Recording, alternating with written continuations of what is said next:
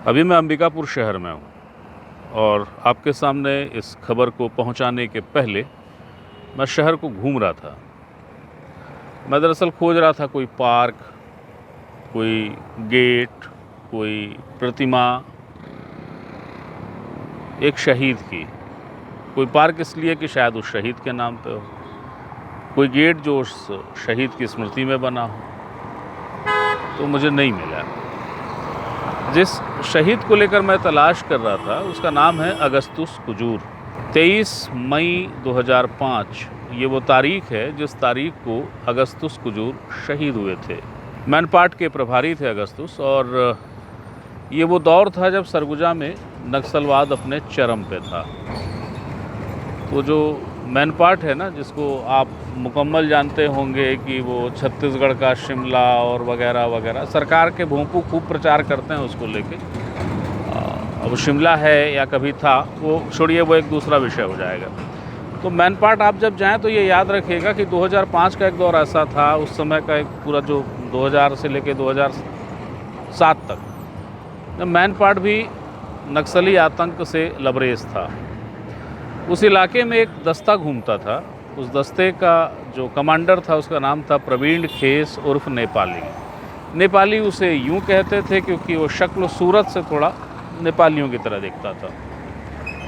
क्रूरता कितनी थी ये कोई अतिरेक नहीं है, क्योंकि आपका अगर नक्सली कमांडर है तो उसमें क्रूरता होगी, और वो अपनी गतिविधियों को करता था। और अगस्तुस थे जो कुजूर थे, वो मैनपाट के प्रभारी थे, और वो लगातार तलाश कर रहे थे कि ये कहीं मिल जाए, क्योंकि प्रवीण खेस का जो गांव था, जो मूल गांव था, वो डांड केसरा से थोड़ा आगे एक आश्रित टोला है, वहाँ का रहने वाला था। लेकिन वो चपल इतना था कि अपने दस्ते के साथ पकड़ाता नहीं था। तो सरगुजा को कभी आप आएँ जाने समझे तो उदयपुर से लेके मैनपाट की तराई का पूरा जो इलाका है वहाँ उसका मूवमेंट होता रहता था। 23 मई 2005 को अगस्तुस कुजूर को सूचना मिल गई, और मुकम्मल सूचना मिली कि प्रवीण खेस का मूवमेंट हो रहा है और उसका दस्ता गुजर रहा है। जो जगह थी जहाँ पर कि सूचना थी कि वो आएगा या वो वहाँ से गुजरेगा, वो एक टेरेन सी जगह थी, घाट का उसका एक पठार कह लीजिए, ऊंचाई वाली। तो उसको घेरने के लिए 3 तरफ से टीम बनी थी। अगस्तुस एक टीम को लीड कर रहे थे। एक टीम उदयपुर की ओर से, या कि यूं कहिए, हाँ उदयपुर ही, क्योंकि कुन्नी उस समय थाने के रूप में अस्तित्व में नहीं आया था, आज है कुन्नी वहाँ पे थाना। तो उदयपुर से एक टीम को ऊपर आना था, एक टीम ऊपर से नीचे की ओर आती। जो ऊपर वाली टीम थी, यानी मैनपाट की टीम, वो 2 हिस्सों में थी। अगस्तुस सबसे पहले उस जगह पर पहुँच गए जहाँ पर कि प्रवीण खेस की मौजूदगी थी, और उसके बाद हुई फायरिंग में अगस्तुस शहीद हो गए। अगस्तुस कौन थे? शहादत तो ठीक है, वीरता तो ठीक है, देश के लिए बलिदान भी दिया, पर अगस्तुस का एक और परिचय है।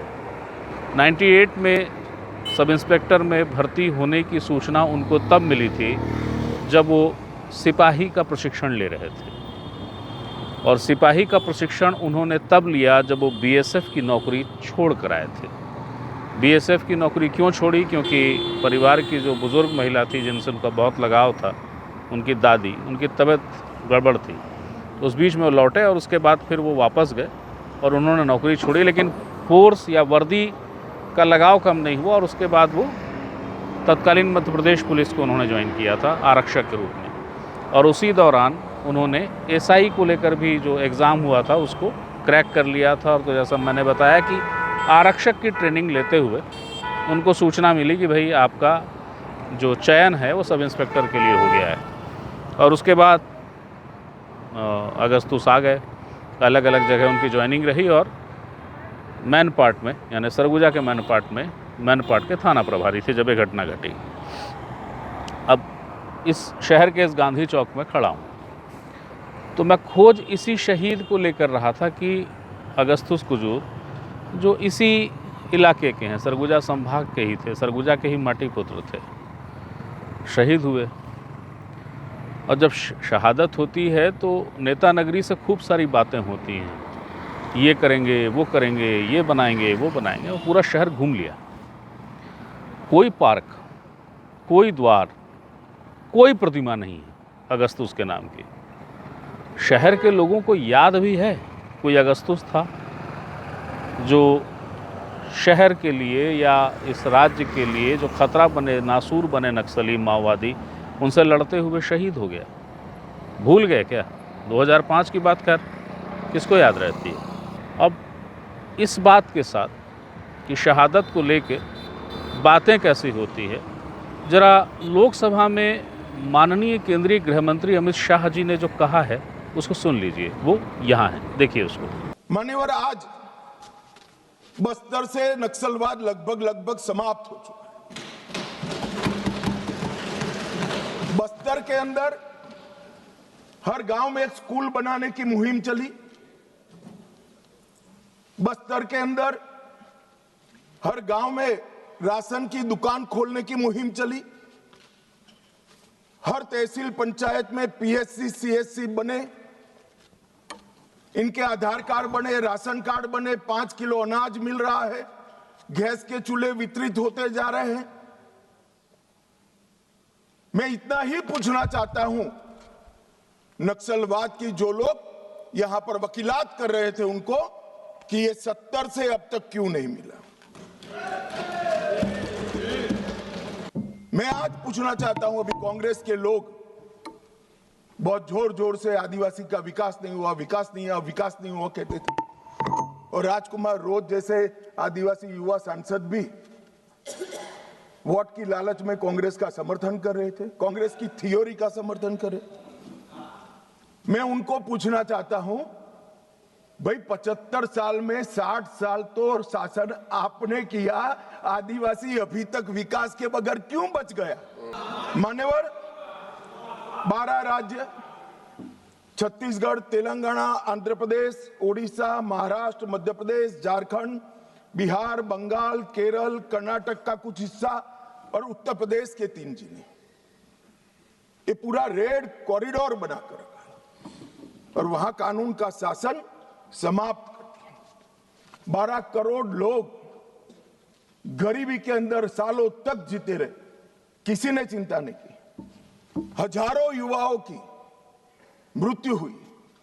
एक एनजीओ की अगर मान ले तो इधर और साइड से 20,000 और इधर और साइड से 20,000 युवा मारे गए। कई पूरा जीवन दिव्यांग बन गए, अपाहिज बन गए, नर्क का जीवन जी रहे हैं, और उनके तक विकास भी नहीं पहुंचा। मान्यवर, कौन जिम्मेदार है इसके लिए? क्या इस देश की सबसे बड़ी लोकतंत्र की पंचायत ने क्षीर नीर कर इस पर चिंतन नहीं करना चाहिए? जो हजारों युवा मारे गए, जो सिक्योरिटी फोर्सेस के जवान शहीद हो गए, जिन्होंने अपना सर्वस्व इस देश की आंतरिक सुरक्षा के लिए बलिदान कर दिया, वो सभी को मन पूर्वक पूरे सदन की ओर से विनम्र श्रद्धांजलि देकर उसको एक्नॉलेज करना चाहता हूं। जो हथियार पकड़े गए हैं उसमें से 92% हथियार पुलिस के लूटे हुए हथियार हैं। थाने लूट लिए, गोलियां लूट ली, और उसका उपयोग निर्दोष जवानों को, बच्चों को, कृषकों को मारने के लिए किया है। जब इन नक्सलवादियों ने सैकड़ों निर्दोष किसानों को बम लगा लगा कर पैर बगैर का कर दिया, कई स्कूलों में रेड कर 8 साल के, 9 साल के, 10 साल के बच्चों को उठाकर ले गए और नक्सलवाद की सेना में भर्ती कर दिया, और क्या हम मूक दर्शक बनकर खड़े रहे? ये भारतीय जनता पार्टी की सरकार है। हर नागरिक की सुरक्षा नरेंद्र मोदी ने सुनिश्चित करी है। जो भी अन्याय करेगा नागरिकों के साथ, समझा तो ठीक है मान्यवर, वरना फोर्स इसी के लिए बनाई गई है। इसका उपयोग भी होगा, परिणाम भी आएगा, और आज आ भी गया है। मान्यवर, देर क्यों लगी? क्योंकि बीच में छत्तीसगढ़ में कांग्रेस की सरकार थी। मैं आज रिकॉर्ड पर कहना चाहता हूं, बिहार, 24 के पहले नक्सल मुक्त हो चुका था। महाराष्ट्र एक तहसील छोड़कर 24 के पहले नक्सल मुक्त हो, ओडिशा 24 के पहले नक्सल मुक्त हो चुका था, झारखंड एक जिला छोड़कर 24 के पहले नक्सल मुक्त हो चुका था। सिर्फ छत्तीसगढ़ नहीं हुआ था क्योंकि वहां कांग्रेस की सरकार थी। मुझे कहने में कोई संकोच नहीं है क्योंकि सत्य बोलते हुए कहीं पर कोई भी स्थान का विचार नहीं करना चाहिए। सत्य बोलने के लिए ही होता है। छत्तीसगढ़ कांग्रेस की सरकार ने नक्सलवादियों को बचा कर रखा था। और मान्यवर यहां दूसरी तारीख आती है 24 अगस्त 2024 की शुरुआत में हाँ एलिगेशन ही है, एलिगेशन है, हाँ एलिगेशन समर्थन करना है। एक मान्यवर मैं किसी व्यक्ति के सामने नहीं कर रहा हूं, मुझे रूल्स न समझाएं। और व्यक्ति के सामने करना है तो भूपेश बागल को पूछो, प्रूफ रजू करूं क्या यहां पर? हाँ बोले तो बोलो वरना फंस जाओगे। मान्यवर 2024 में छत्तीसगढ़ में सरकार बदली, उसके दूसरे ही महीने मैं वहां गया था। भाजपा की सरकार ने पूरा समर्थन का भरोसा दिया, साझा रणनीति बनी और 24 अगस्त 2024 को मैंने घोषित किया था कि 21 मार्च 2026 को ये नक्सलवाद पूरे देश से हम समाप्त करें। और उसके बाद जो हुआ वो मैं बताना चाहता हूं। मान्यवर सुरक्षा घेरे में हमने बढ़ोतरी करी। मोदी जी के 11 साल में 596 फोर्टिफाइड पुलिस स्टेशन बने। नक्सल प्रभावित जिले जो 14 में 126 थे, आज सिर्फ 2 बचे। मोस्ट इफेक्टेड जिले 2014 में 35 थे, आज 0 है। नक्सल घटनाएं दर्ज करने वाले पुलिस स्टेशन जो 350 थे, आज 7 है। कैंप पिछले 6 साल में 406 नए सीएपीएफ के कैंप बनाए, 68 नाइट लैंडिंग हेलीपैड बनाए, 400 बुलेट प्रूफ ब्लास्ट प्रूफ गाड़ियां हमारे जवानों को दी गई, 5 अस्पताल हमारे जवानों के लिए बनाए गए और कम्युनिकेशन की सारी व्यवस्था चुस्त दुरुस्त कर दी गई। गांधी जी के बारे में कहा जाता है कि उद्विग्न हो आप, परेशान हो आप, तंत्र पर आपका भरोसा डगमगाए, विचलन सा लगे कि ये क्या है। गांधी जी के तरफ देखना चाहिए, गांधी जी का लिखा हुआ पढ़ना चाहिए, गांधी जी के पास पहुंचना चाहिए और जब आप पहुंचें तो आपको राहत मिलती है। तो इस बात को मैंने कहीं पढ़ा था तो अब ये भी समझ में नहीं आ रहा था कि कौन सी जगह खड़ी होकर बताया जाए आपको कि भाई ऐसा एक हुआ है मामला। तो गांधी जी दिख गए, गांधी जी दिखे तो गांधी जी को नमस्ते भी कर लिए और आपको बता भी रहे हैं इस बात के साथ कि ऐसी चीज़ें क्षोभ दिलाती हैं। माओवाद आतंक है, माओवाद को ख़त्म होना चाहिए, हो रहा है वो। मगर जो शहीद हो गए, जिन्होंने जान गंवा दी, उनका क्या होगा? उनको कैसे श्रद्धांजलि दें? आपने उनके आश्रितों को, परिजनों को नौकरी दे दी, ख़त्म हो गई बात वहाँ पे। उसके आगे कुछ सोचने का नहीं है क्या? नहीं सोचना चाहिए। और सोचना चाहिए, करना चाहिए तो फिर कहाँ है? ये तो बड़ा जागरूक शहर है अंबिकापुर, बड़े संवेदनशील लोग रहते हैं यहाँ। कहाँ है संवेदनाएं? कहाँ है नागरिक कर्तव्यों की बात करने वाले, जिनको ये मुकम्मल मालूम हो कि एक व्यक्ति अगर शहीद हो गया है तो उसकी शहादत को सम्मान देने के कई और तरीके हैं। इतना निर्मम शहर कैसे हो सकता है?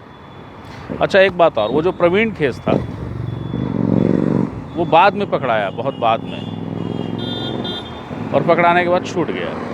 मैं रिकॉर्ड पुलिस वालों से जानना चाह रहा था कि भाई वो छूटा तो फिर कहाँ है, अभी किस जगह है। तो खबर को बताने के पहले तक इसको लेकर कोई सुनिश्चित सूचना नहीं आई। एक और बात, वो लोग जो आत्मसमर्पण कर रहे हैं, वो लोग जो सरेंडर कर रहे हैं, जिनके लिए सरकार कहती हम लाल कालीन बिछा रहे हैं, आप आइए, ये कितना सही और कितना गलत नीतिगत रूप से वो अलहदा है, नीतिगत रूप से शायद सही हो, लेकिन जिन लोगों ने, जिन परिवार वालों ने अपने परिजनों को, प्रियजनों को खोया है, वो जब उस व्यक्ति को देखें जिसकी वजह से उनके प्रियजन गए और ये पाएं कि सरकार कैसे लहालोट है, तो सरकार को शायद उन परिजनों से भी पूछना चाहिए और उनको सांत्वना देने के लिए उनकी भी कोई व्यवस्था करनी चाहिए। लेकिन सरकार सरकार है, सर्वशक्तिमान है, और सरकार जब सरकार है, क्योंकि फिर वो इसलिए भी है क्योंकि वो समझदार है, तो सलाहियत की ज़रूरत सरकार को है ही कहाँ, मगर मुझे लगा कि बोलना चाहिए। तो एक सूचना थी, एक जानकारी जो आपको देनी ज़रूरी थी। फिर कोई सूचना हो, फिर कोई जानकारी हो, देने आपके सामने फिर हाजिर होऊंगा। तब तक के लिए प्रणाम।